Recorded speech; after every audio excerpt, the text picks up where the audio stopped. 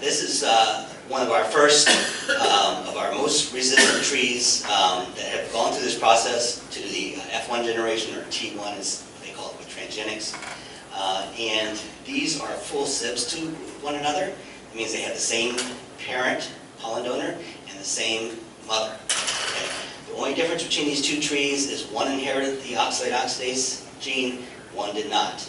Okay? Can you tell which one inherited it? This has been infected with the fungus. Okay? The one on the left, you see that big canker forming in about 3 weeks' time. That does not have the oxalate oxidase gene. Its sister over here, you can see canker is basically stopped because it has that enzyme that detoxifies the acid made by the fungus. Okay, so we have blight resistance. Where we are right now, since we use these techniques of genetic engineering, we are highly regulated by the federal government. We have to satisfy the USDA, the FDA, and the EPA before we can pass these trees out to people. Okay, so that's where we are right now. One of the things we're trying to do is we're trying to work with the EPA to get what's called a tolerance exemption. I'm not going to talk about that in detail, but we're trying to actually broaden that so it might include more than just the American chestnut. And this might actually, if you can get it broad enough, might actually also overlap with Chinquapin if they allow us to do that. So we might be able to help with the regulatory process even with other species. Now, we don't want to always try to go from being a tissue culture plant to a seedling, because tissue culture plants grow much slower, as you see on your left there, compared to seedlings on the right. These are both transgenic. So what we have done, we started producing nut production orchards, so that while we're going through the regulatory process, we can start making an orchard so we can have a lot of trees that we can then pass out trees to the public. This is one of our first orchards. You can see we're all planted here and starting to look pretty nice. First year, everything's really small. Okay. Now, one of the neat things we can do with this, we can't do with, let's say, the back-cross breeding program, is that we can actually go out and try to rescue the genetic diversity of the trees that are still surviving out in the wild. And by the way, if you want to see big trees, this is one of the big American chestnut trees near our campus. It's about 18 inches in diameter. And those are the kind of trees we'd like to save. So we can actually take the pollen from our transgenic trees and outcross into these mother trees and take the offspring and test the offspring. We have a very simple oxalate oxidase assay that we do with leaves and actually tell which ones have the gene and which ones don't. But as you look at these offspring, they're going to have different complements of alleles or genes from the two parents. So you can actually do this cross, get lots of offspring, and recapture almost all the diversity in the original parents by doing these crosses. And half the offspring will be fully blight resistant. We can take them and further outcross them, increase the genetic diversity, and we can always tell which ones have the gene right when they're seedlings by doing this little leaf disc oxalate oxidase assay. Very nice. Now, what are we going to do with these trees? Well, hopefully once we have them approved by the regulators, we want to start restoration programs. We don't want to cut down forests to plant chestnut trees. So we look for sites that already need to have plantings. And for example, mine lands. Chestnut actually does very well in mine reclamation lands. But maybe other places like old fields or places where trees have been harvested. We're going to try to get these first in those type of places. This is not a quick process. This is a generational process. It'll take 100 years or more.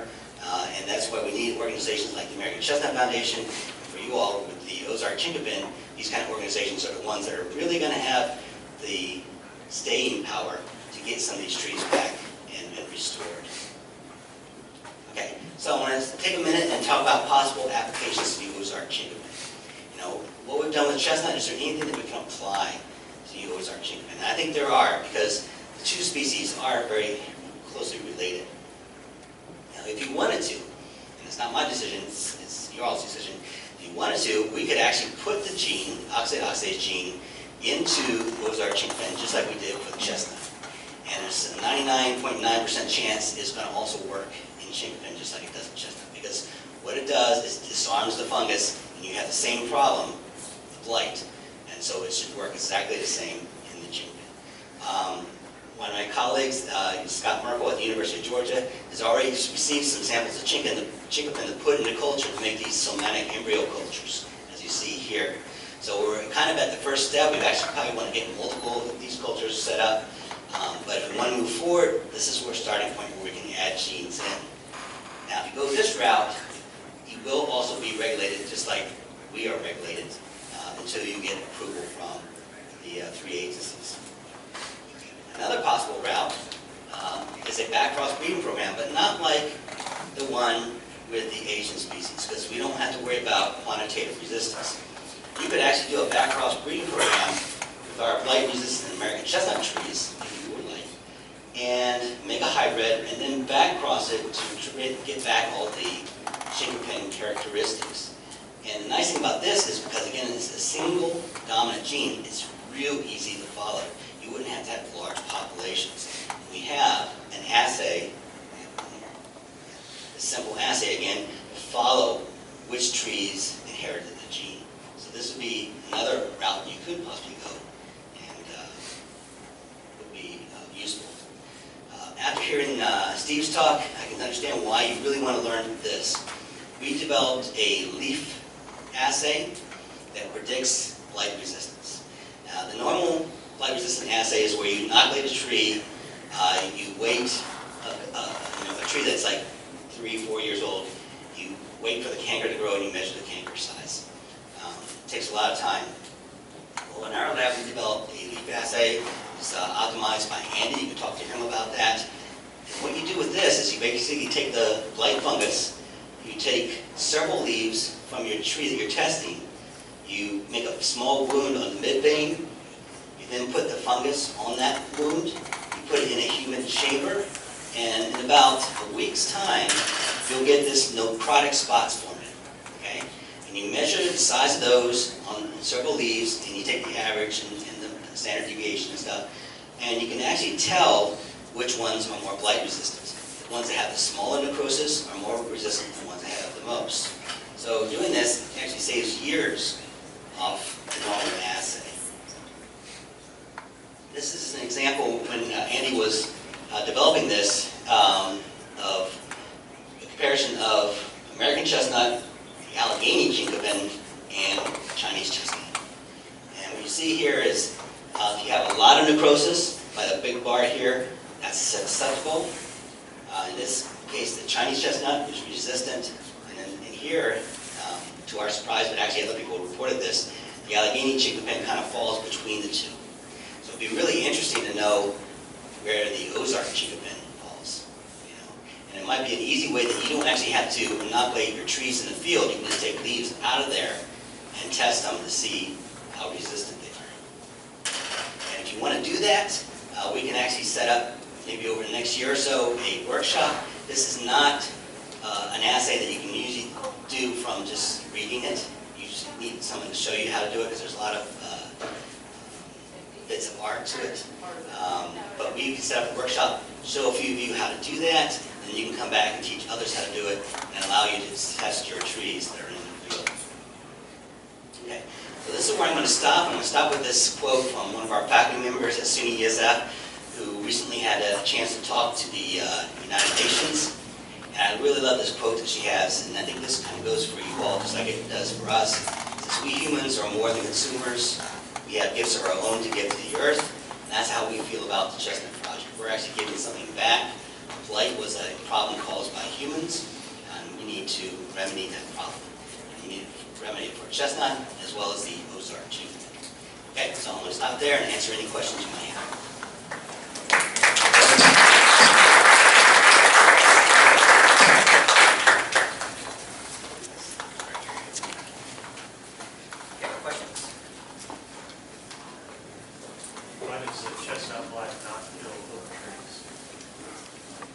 Okay, so the question is, why does the chestnut blight not kill oak trees?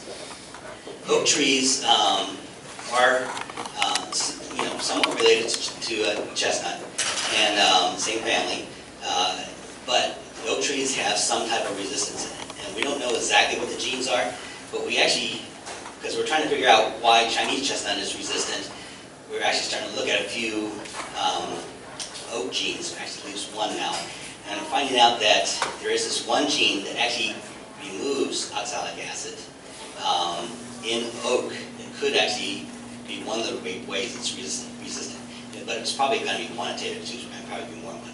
But it might also be because they can get rid of this acid in a different way than the gene groups. But that's still being tested. So.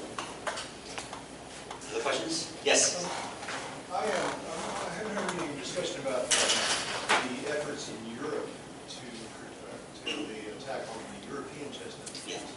I wondered, and I had some friends in Italy who had monstrous chestnuts on their property, and they were very worried about them. And they told me recently that there had been a successful effort to somehow stop this. And I wonder if you know anything about that. This is going to come back from when I first started working with chestnut as a graduate student. I worked in hypervirulence, and then I moved over to the genetic engineering side. Well, in Europe, they control blight with hypervirulence, and it seems to be very successful there. They have tried controlling it on chestnuts here in the United States for 40 years or so, and it has not been successful here. The difference between Europe and here is the population of the fungus. There's what's called vegetative compatibility groups. The hypervirulence is caused by a virus that must be transferred from one fungus to the other, and it does this by making connections with the hyphae. Okay, if you're in two different vegetative compatibility groups, those connections don't happen. Europe only has a few of these vegetative compatibility groups, so the virus can travel much easier there. The United States has a lot of different VC groups, and therefore it doesn't spread very easily. So that's why it has been successful here. Also, European chestnut is slightly more resistant to blight than the American chestnut, and therefore it gives the hypervirulence more time to actually work. So those are the reasons that I have heard why there's a difference there. So they're controlling it basically with hypervirulence.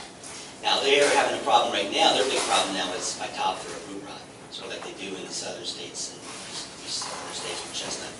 And they're trying to find a way. They're actually looking into genetic engineering also to tackle that disease. That will kill the chestnut tree also. Yes. Has there been any ideas about trying to take your concept of transgenics and make the virus that attacks the fungus more virulent, so that you have basically a virus that knock them all out? Okay. So the question is, can we actually make the virus more virulent? The virus does not actually kill the fungus. You know what the virus does in hypervirulence? It prevents it from producing oxalic acid. Same thing we're doing with the gene that we're putting in the chestnut tree. And that's actually how we got the idea to try to get rid of the oxalic acid by putting a gene in the tree. That's how hypervirulence works. So you can't really make it more virulent because if you remove all the production of oxalic acid, it's already what's called hypervirulent. So it's going to colonize a wound and just grow just a little bit and stop. So that's basically the thing. They have done, this is what most people don't know, they've actually genetically engineered the fungus to have the virus embedded in its genome, and therefore it can actually cross with other fungi and go across these VC barriers and produce the virus in new forms of it. And they've actually tested that out in the field in Connecticut, and didn't have a whole lot of success. But they actually have done that and released the genetically engineered ones in the field. Didn't really stick. Other questions? Yeah, I'm kind of curious about the hypervirulence with the Ozark Chinquapin, because we can always cure individual cankers. The question is, if you have one tree that has hypervirulence on it, can that spread to the tree 100 yards away and cure cankers on that? That's the big question. Yes. You have, so there's the three different agencies that you have to get approval of. Do you have an expectation of how long it will take them to come through for you? This is the question that everybody asks, and all I can give you is a guess. We're thinking, what I tell everybody is 3 to 5 years. We think 3 years when we budget to 5 years. So we are working on a process. It's taken us 2 years just to learn how the system works, because a piecemeal system that was kind of cobbled together as opposed to being constructed from the beginning, how to regulate genetic engineering. And so we had to figure out exactly how to do it. And so we're estimating 3 to 5 years, hopefully closer to 3 years. And if we were to pursue this, we would be able to piggyback on your knowledge. Yeah, so if you were to do this with Chinquapin, it's always hardest to be the first one through. No one has ever gone through a regulatory system with a restoration tree. Everybody's done it for agriculture. And so the first time through always takes longer. So if we make it through, anybody comes behind us, you still have to go through the process, but it should be easier because the regulators will understand what's going on. The first time we went to the regulators and said, oh, we're going to, go through the regulatory review, and then they start talking about, well, how are you going to contain it? And they said, we're not. We actually want to spread this thing through the forest. And that's like, well, it's kind of like a shock to them. And so, they had to start thinking differently. And so that takes some time. Because this gene is actually what's going to save the American chestnut tree. So we want it to go into the remnant population so they become resistant and still maintain all their characteristics of the American chestnut tree. So, yes? I've got actually 2 questions. So, by the way, good job explaining really difficult, hard to explain things and make it real easy. I like your example with the tiger flying thing, and some of the things that come from that. Let's say, for example, if you do have these out in a wild setting and the pollen spreads to let's see, the existing American chestnut we have now, then what happens, or what do you think? Okay, so that's our goal. Okay, so we want this blight resistance to integrate into the surviving population. Now, the surviving population, they're not going to become transgenic, it's their offspring. So their offspring will get the blight resistance, and then they will be able to survive in the presence of the blight. The ones that are out there now, they're going to just keep going through that same cycle of growing and killing down, growing and killing down. So we're trying to restore the population by their offspring. But what's remnant there is still very important because that's where the genetic diversity is. We don't want to, we want to have like local adaptation. Trees down in Georgia are not exactly the same as the ones up in New York. They're adapted, they have different susceptibility to cold and flowering times and stuff like that. So we definitely want to get that local adaptation and all the diversity we can. The other part of the other question I've got too, last year your assistant came over and did a really good job, really good. Andy right there? Yeah, he did a really great job. And I was taking notes, listening very meticulously to everything he said. And if I remember correctly, and correct me if I'm wrong, but like the seed that you produced, like the first year you have the copus, is that correct? Now, so if we produce them through tissue culture, what we do, they tend to grow like a branch. Okay, they may not be straight and stuff like that. So tissue culture plants, after they grow for a year or so, we will coppice those and let them resprout from the root collar, and then they grow normally straight up and very fast. That's also why we're switching over to seed production and why we're putting in these seed production orchards. Because if we have it as a seed, they immediately grow apical dominant and normal. That was my question. That was one of the big things Right. that made me really question about it. Because I was thinking in a wild forest setting, if the F1s, the seed that we made from them, had to be copus, then we're in wild areas here, and so that wouldn't happen. So I was thinking a forest of branch-looking growing trees. Yeah, that's good. So the seed will not do it, but the tissue culture Right. does. And the only reason why we go through tissue culture is because we need to do that to get the gene in initially. But after that, then we can breed it like any other tree. I understand. Okay, so we go through this first process, get the gene in, and then we start treating it like any other tree. Any other questions? Okay, thank you.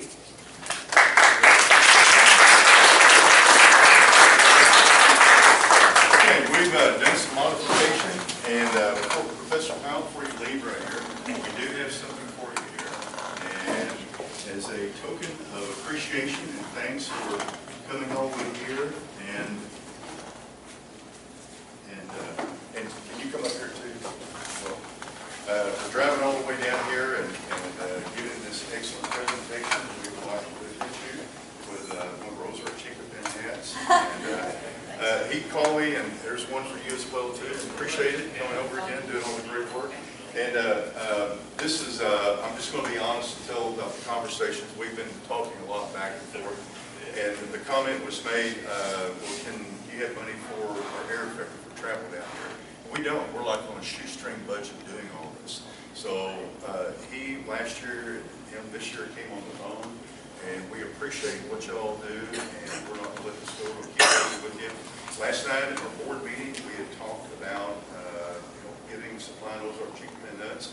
We all agreed to wait and listen to your presentation today, and then we're going to come back and give y'all a little bit later on. And the leaf analysis for clot resistant is huge.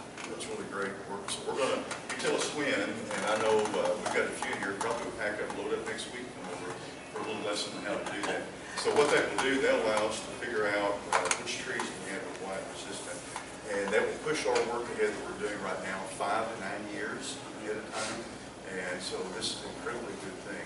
So with the knowledge of what y'all are doing in the lab, we could go to our research test plots. And just like the same way that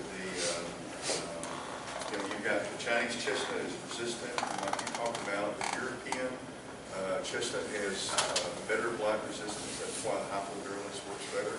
So the Ozark is also a little bit higher resistant